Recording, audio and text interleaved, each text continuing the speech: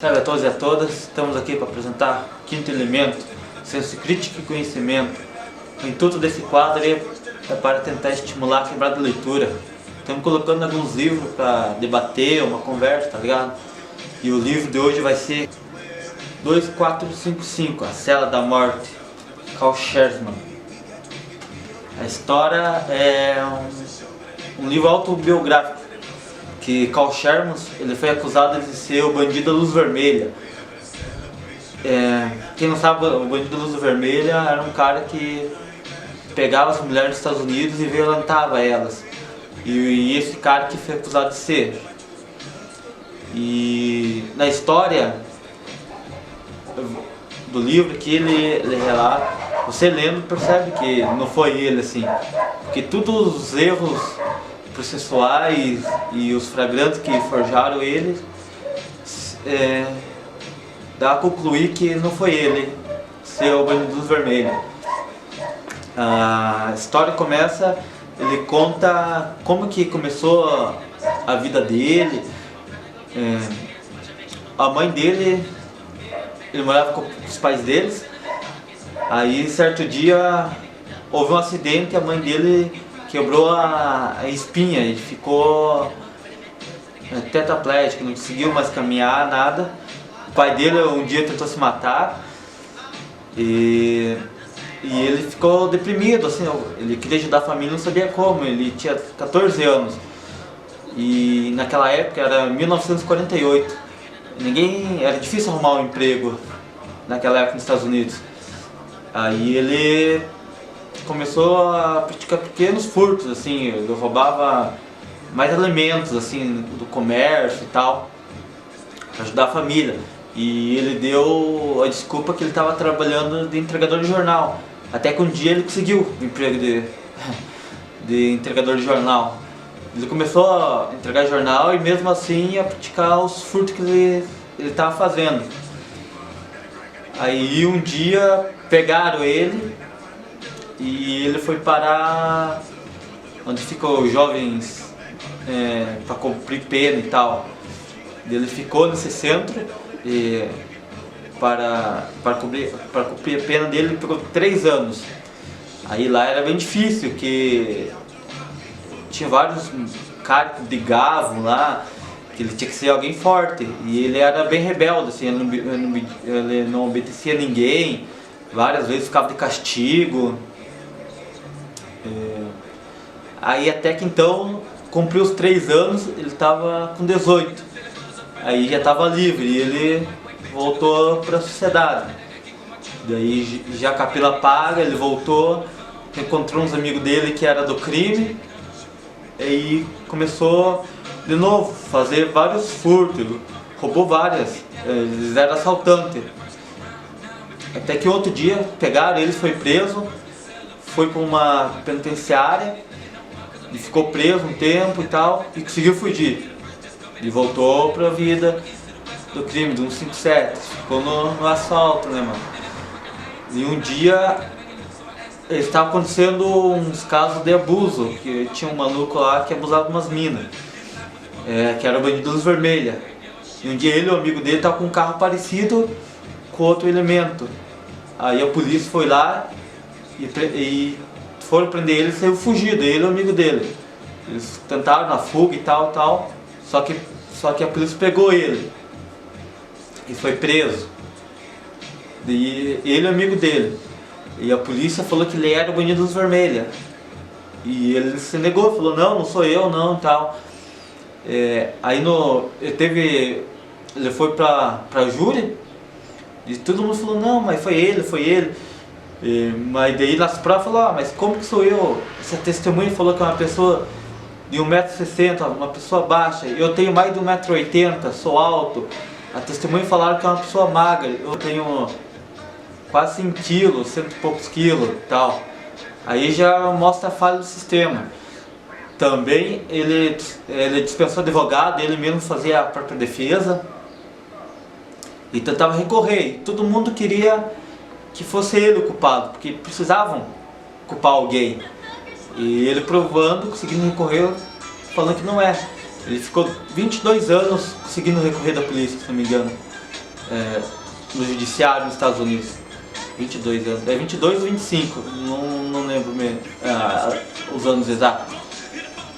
E até nessa época teve mundialmente uma campanha contra a pena de morte, por causa dele, assim, porque até esse livro aqui é bem velhinho, eu tenho esse livro que tem 65 anos.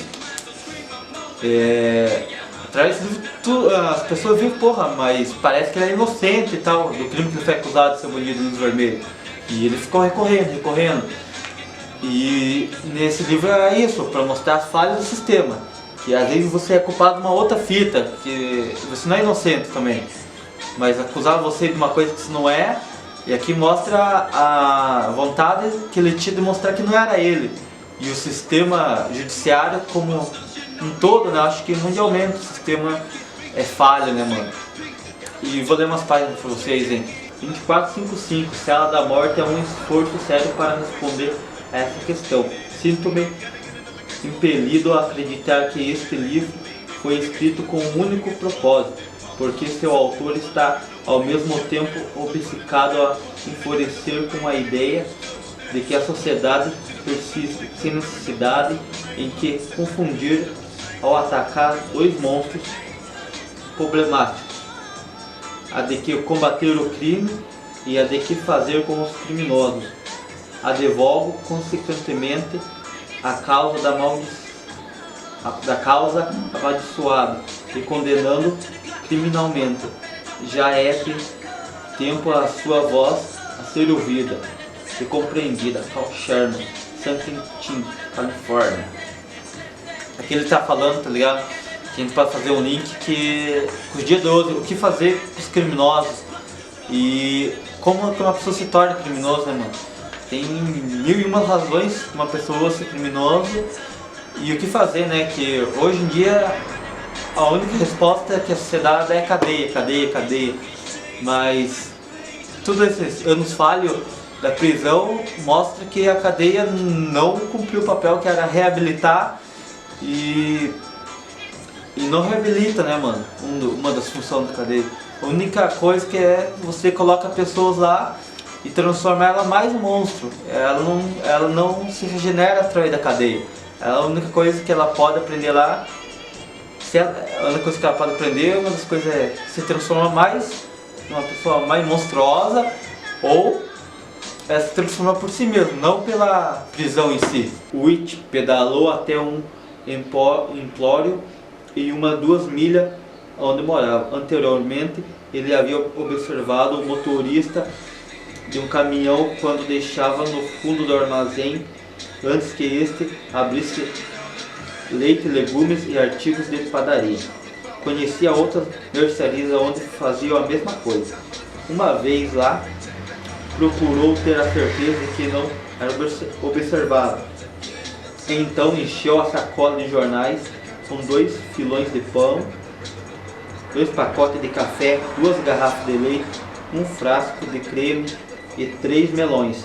Depois prosseguiu até um parque próximo e esperou o necessário para contemplar o tempo da entrega. 2 jornais. Ao voltar para casa, explicou que seu patrão lhe havia dado aquilo adiantamente. A família teve uma manhã seguinte uma suculenta refeição. Witt recusou-se a arrepender-se pelo que fizera. Continuou a roubar, conservando uma linha detalhada de cada roubo. Para esconder o que fazia, arranjou uma entrega verdadeira de jornal de manhã. Praticou pequenos furtos, adquiriu mantimentos com cheques nominais forjados e conseguiu até da comida com $2 de dinheiro.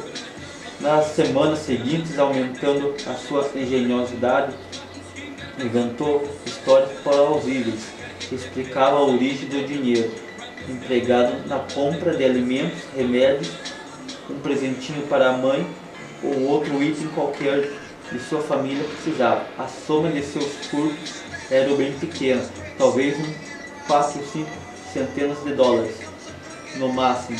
E, no entanto, sem isso para sustentar a receita, a família teria passado fome. E mesmo com isso, a vida era ainda triste e dura. Aqui mostra quando ele começou a praticar os furtos, né, mano? Que a origem deles ser transformado num ladrão foi essa, né? Que a mãe dele ficou doente e o pai dele não conseguia arrumar trampo e tal, assim. Pouco dinheiro que eles tinham, não conseguiam nem sustentar a família. E essa foi a razão que ele fazia esse pequeno furto, que foi para se alimentar, né, mano? Se você vê se sua família passando fome, o que você ia fazer? Ia deixar ela passando fome ou ia tentar de alguma forma sustentar ela? E a forma que ele achou foi fazer pequenos furtos e tal. Ele tinha 14 anos nessa época aqui.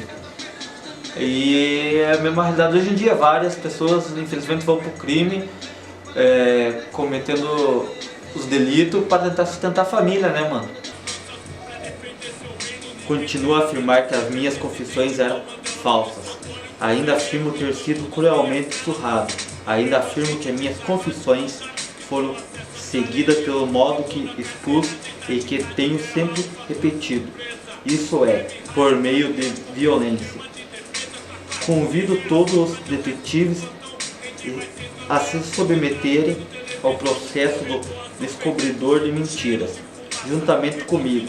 Se os testes demonstrar que eles falam a verdade e que eu minto no que concerne a essas surras, abandonarei voluntariamente toda e qualquer tentativa para sobreviver. Retirei as ações ou questões que estejam petentes no foro. Estendo esse mesmo convite aos policiais que durante o julgamento negaram ter obtido de mim confissões por meio da força, como eu afirmo que fizeram, e declaro acreditar que o promotor conseguiu que essas confissões fossem aceitas como prova, sabendo que haviam sido obtidas por intermédio de uma violência à Constituição. Estou pronto a levar meu caso ao julgamento e sustentar as minhas declarações. Tenho a dizer ainda muitas coisas. Desde as minhas detenções, tenho pedido um teste com descobrimento da mentira para apurar as questões da minha culpabilidade ou da minha inocência, mas nunca foi atendido. Por isso desejo fazer outras propostas quando me submeter a pesquisa sobre o modo como fui tratado na prisão. Quero também que procure saber se eu sou ou não bandido da luz vermelha. Se o teste revelar que estou mentindo, quando eu negar firmemente e sem equívoco que não sou esse bandido e que não cometi os crimes pelos quais me acho à espera da morte, então abandonei todas as minhas lutas pela sobrevivência. Então aqui demonstra os erros que ele está tentando provar, né, mano? Que as confissões que o tribunal e a promotoria tá acusando ele foram trazidas através da tortura, né? E isso a gente pode colocar no dia a dia, né, mano? Várias vezes na quebrada você conhece uma ou outra pessoa que assumiu um BO porque a polícia torturou, né? E pra você não ficar naquela tortura, você tem que assinar, né, mano? E você faz o link com essa parte aqui do livro, que ele foi acusado de ser o bandido vermelho e confessado através da tortura, né, mano? Esse Shersman, este peão com que os tribunais tiveram as voltas por tantos anos, não é senão um exemplar da horta criminosa, que se estante crescimento sua execução não servirá de exemplo a barreira sombria outro, sua execução servirá um fim útil? Não, nem remotamente, sua execução não deverá ninguém a nada, trará de benefício à sociedade, nada provará, simplesmente significará que está morto e que nesse caso o problema de que ele personifica não foi enfrentado. Isso nos levará de novo ao ponto da partida, com um cadáver, com um investimento de $500 mil e pelo menos mais de 2 recrutas para filhas do crime, afiados e prontos a ocupar a vaga de Shersman. Seria difícil chamar isso de progresso? Não. Pois bem, então encaramos mais de perto o problema dos nossos Shersman. Seja se não se puder fazer algo de construtivo. reconheçamos que o destino pessoal de Sherman não tem nenhuma importância a não ser para ele, mas convenhamos que milhares de jovens na trilha de Sherman são de capital importância para todos. Então aqui está em jogo algo um pouco mais que a vida de um homem à beira da morte, mais do que uma novela de arma chamasmante, tiros, ruídos, reformatórios e o povo na alçapão antes do meu destino final. Lá fora o dia é cinzento, uma chuva rápida vela a janela gelada, rajada de vento lança suas estranhas furiosas paredes edifícios. O dia vai se aproximando no fim lá fora de escuridão. Aí o livro de hoje foi 2455, Cela da Morte, Carl Sherman. E todas quiser fortalecer nosso canal e dar um like ou compartilhar, ou também se quer fazer um vídeo e coloca nós, só dá um salve. Tamo junto.